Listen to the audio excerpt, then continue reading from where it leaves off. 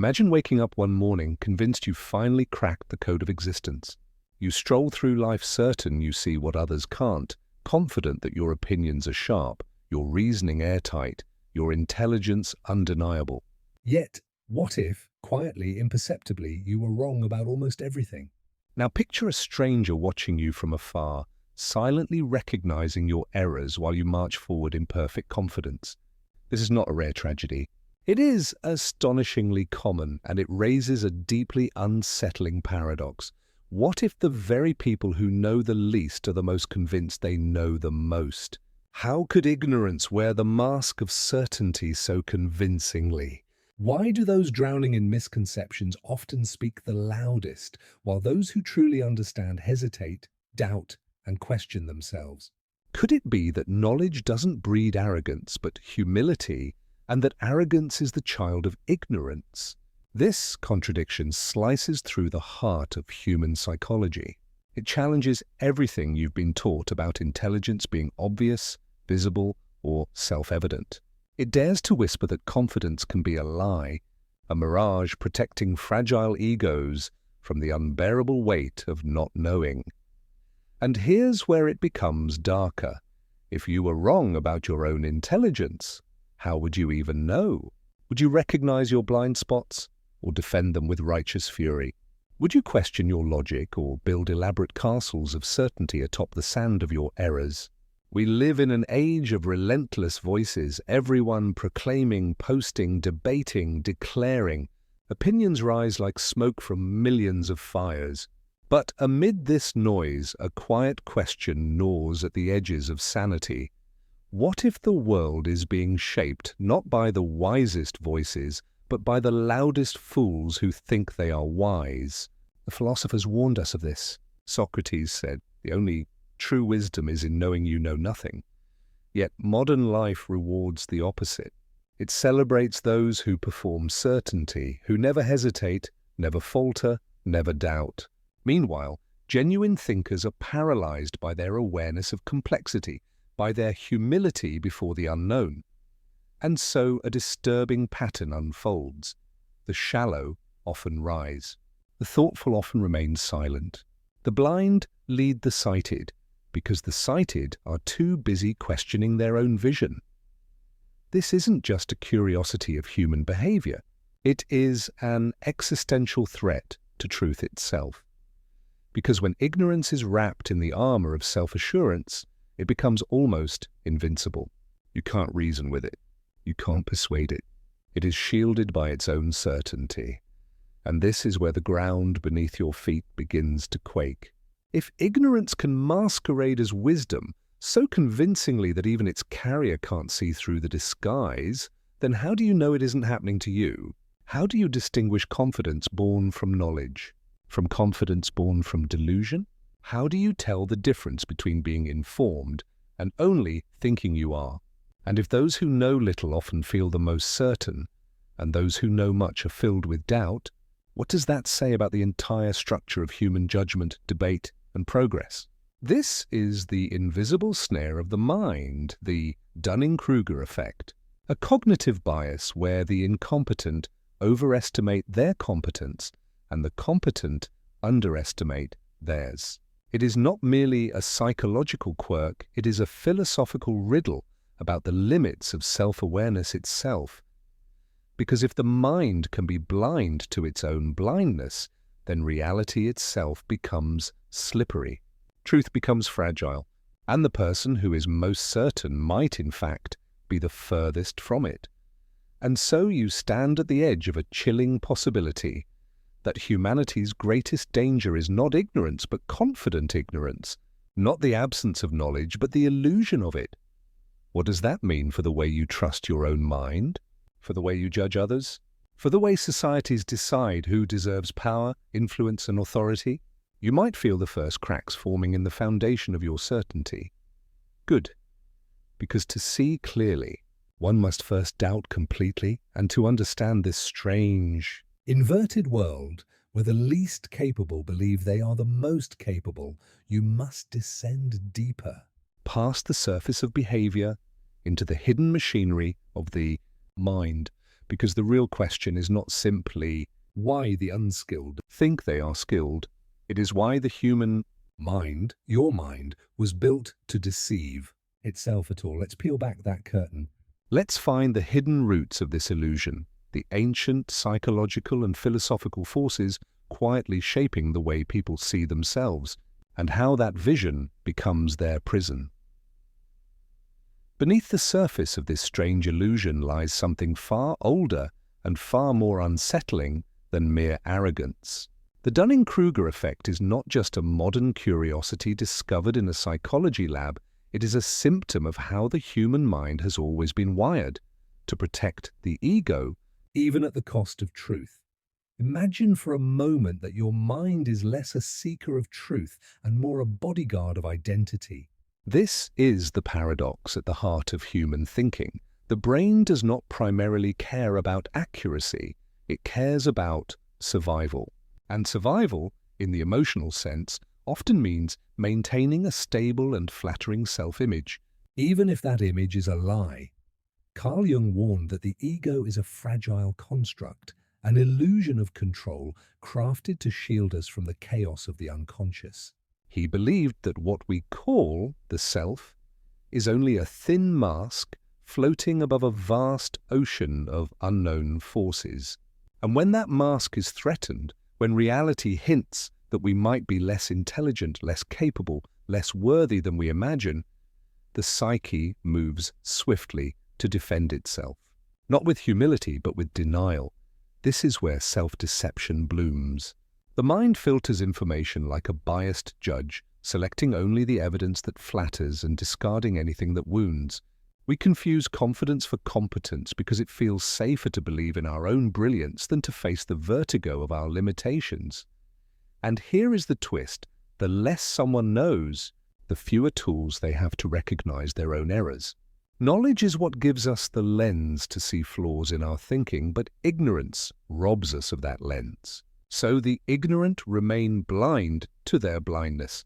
David Dunning and Justin Kruger, the psychologists who first documented this phenomenon, showed how those who score lowest on tests of skill or knowledge also dramatically overestimate their performance.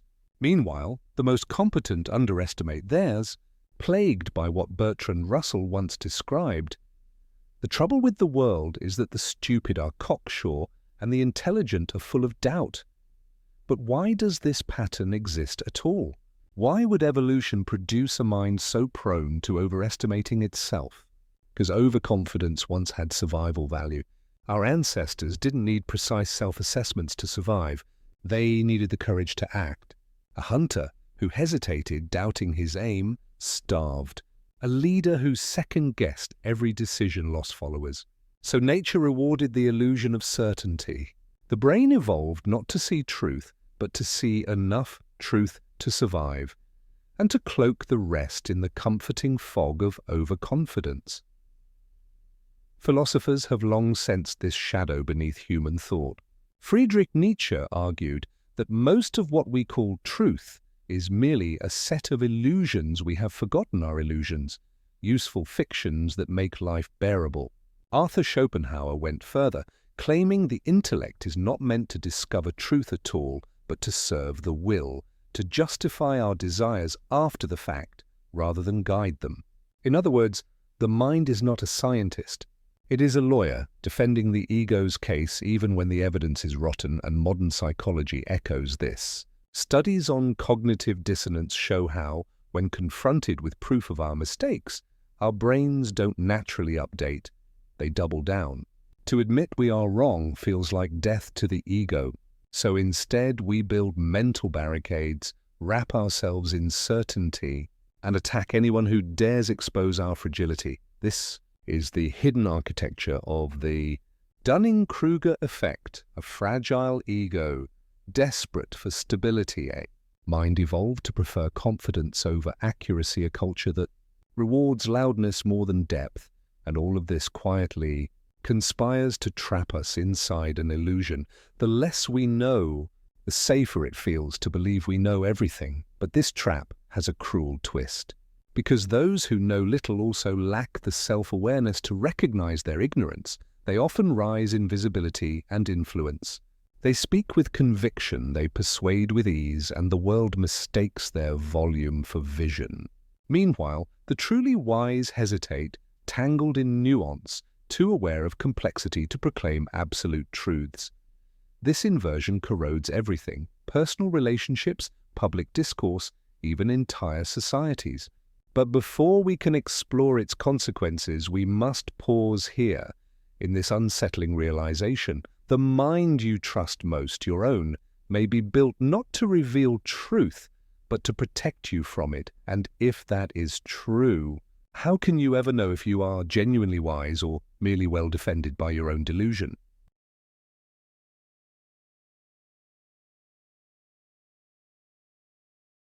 We stand now at the threshold of something even more disturbing: the unseen consequences of this hidden flaw, how it seeps into the veins of culture, reshaping who rises, who falls, and what the world believes to be true.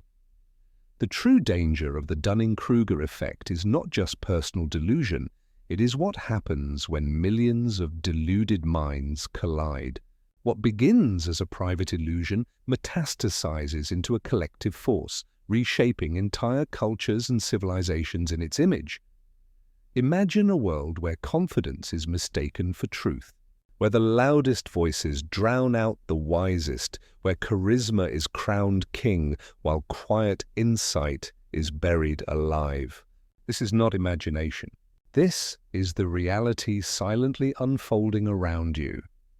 Because when the incompetent are convinced they are competent, they rise. They volunteer first, they speak first, they lead first. Their certainty seduces the uncertain. People trust them not because they are correct, but because they sound correct. And the tragedy is that our brains are wired to reward this. Neuroscience shows that confidence triggers our reward systems. It calms our amygdala, lights up our dopamine pathways, and makes us feel safe. Certainty soothes us, while doubt unsettles us. So, when a person speaks with absolute conviction, our nervous systems interpret it as a sign of competence. And when someone hesitates, our instincts quietly mark them as weak, even if they are simply careful thinkers. This is how truth becomes hostage to performance, and this has profound cultural consequences. Entire systems, from politics to corporations to social media, are built to reward performance over substance. In public debates, quick sound bites outshine careful nuance. In workplaces, self-promoters outpace quiet experts. In the echo chambers of Twitter and TikTok, virality favors bold declarations, not slow contemplation. Gradually, society becomes an upside-down theater where actors are mistaken for architects. Those who know the least shape the conversation the most. Meanwhile, those who truly understand hesitate, weighed down by nuance. Jean-Paul Sartre called this the nausea of consciousness, the disorientation that comes with seeing too much complexity. The intelligent are paralyzed by their awareness of how much they don't know. They question themselves, soften their claims, and get drowned out by the roar of the overconfident. This creates a cruel illusion of consensus. If everyone around you seems certain, you assume they must be right. But in truth, it's not rightness you are seeing, it's the psychological visibility of the overconfident. This is how the Dunning-Kruger effect quietly rewires public reality, not by changing what is true, but by changing who gets heard. And there is a deeper personal cost. When you live in a world where confidence is prized above truth, you begin to internalize its logic. You start distrusting your own doubt. You silence your questions. You pretend to know more than you do, fearing that humility will make you invisible. Over time, this erodes something sacred: intellectual honesty, the courage to say "I don't know," the humility to remain curious, the emotional strength to stay small before the vastness of reality. Without these, growth becomes impossible. You stop learning the moment you become afraid of looking ignorant. This is the invisible prison of the Dunning-Kruger effect. It doesn't just deceive the ignorant, it punishes the wise. It shames self-doubt, ridicules humility, and rewards bluster until entire societies are led by people who know little yet fear nothing, and the consequences can be catastrophic. History is haunted by leaders whose blind certainty drove nations into ruin, while more cautious voices were dismissed as weak. From disastrous wars to financial collapses to cultural crusades, the pattern repeats. Overconfident ignorance rises like a tide, and reason drowns beneath it. Even on the intimate scale of daily life, the effect is corrosive. Relationships fracture under the weight of stubborn egos. Conversations devolve into battles of certainty rather than exchanges of understanding. The space for mutual learning shrinks, replaced by performance and posturing. And perhaps the most chilling part is this: no one realizes it's happening. Everyone believes they are thinking clearly, acting rationally, pursuing truth, but they are caught in a hall of mirrors, mistaking their own reflections for reality. This is the unseen consequence, the quiet cultural poison of the Dunning-Kruger effect, a world where ignorance wears the crown and wisdom hides in the shadows. And if that world feels eerily familiar, it's because you are already living in it. But if this is the prison, then the question becomes, can you break free from it? Can you unlearn the reflex to equate confidence with truth, to value performance over depth? Can you reclaim your ability to doubt, not as weakness, but as strength? To escape this illusion, you must do something deeply counterintuitive, something that defies everything this culture has taught you about intelligence and self-worth. And that is where we go next. To break free from the gravity of the Dunning-Kruger effect, you must do something that feels almost unnatural in this world. You must embrace the very thing society has taught you to fear: doubt, not the paralyzing, self-loathing kind of doubt that corrodes your spirit, but a sacred kind of doubt, what Socrates called knowing that you know nothing. This is not weakness. It is the birthplace of true intelligence. Because while arrogance closes the mind, humility pries it open. Imagine stepping out of the performance arena, away from the glittering stage where confidence is worshipped, and into the silent wilderness of your own mind. Here the applause fades, the masks slip. You are no longer trying to appear wise. You are seeking what is real, even if it wounds your pride. That is where the rebellion begins, in the refusal to defend your ego at the cost of your growth. Carl Jung believed that personal transformation begins when the ego surrenders its throne. He wrote that only by confronting the shadow, the buried, unflattering truths we deny about ourselves, can we become whole. This is the first act of rebellion, daring to see your own ignorance, not as shame, but as your doorway to becoming. Most people avoid this because it feels like death. And in a way it is the death of the false self, the part of you that must always be right, the part that fears being small. When you let that part die, you make room for something infinitely more powerful: curiosity. Curiosity is the antidote to overconfidence. It is the inner voice that whispers, maybe I'm wrong. Maybe there's more here than I see. This whisper may seem soft compared to the roaring certainty of others, but it is the root of all growth. It is how every true thinker, every revolutionary mind, every genuine genius began, by standing in the ruins of their old beliefs and daring to ask questions no one else would ask. Friedrich Nietzsche urged this when he spoke of becoming a free spirit, someone who breaks the chains of received truths even at the cost of their comfort. Viktor Frankl echoed this in his search for meaning amid suffering. He discovered that our freedom lies not in controlling what happens to us, but in choosing how honestly we confront it. And Aldous Huxley warned that mass societies lull us into mental slumber, rewarding conformity over inquiry, spectacle over substance. To rebel against the Dunning-Kruger effect, you must be willing to step outside this trance, to resist the cultural script that says, act sure, even when you are not, to say, I don't know. And let that be the beginning rather than the end of your thought. Practically, this rebellion looks like slowing down your thinking, questioning your first conclusions, seeking out people who challenge your views rather than flatter them, reading ideas that destabilize you, listening not to win but to understand. It means celebrating the uncomfortable sensation of not knowing as a sign of growth, not failure. Because every time you admit ignorance, you are carving space inside your mind for something new to enter, and there is a secret reward hidden in this path. While the arrogant stay trapped inside their small, unexamined certainties, your world keeps expanding. You begin to see connections others miss. You learn faster, adapt faster, and think more deeply, not because you are trying to appear smart, but because you are finally free to become wise. This rebellion will not make you the loudest voice in the room. It may even make you quieter, but your quiet will carry the weight of depth.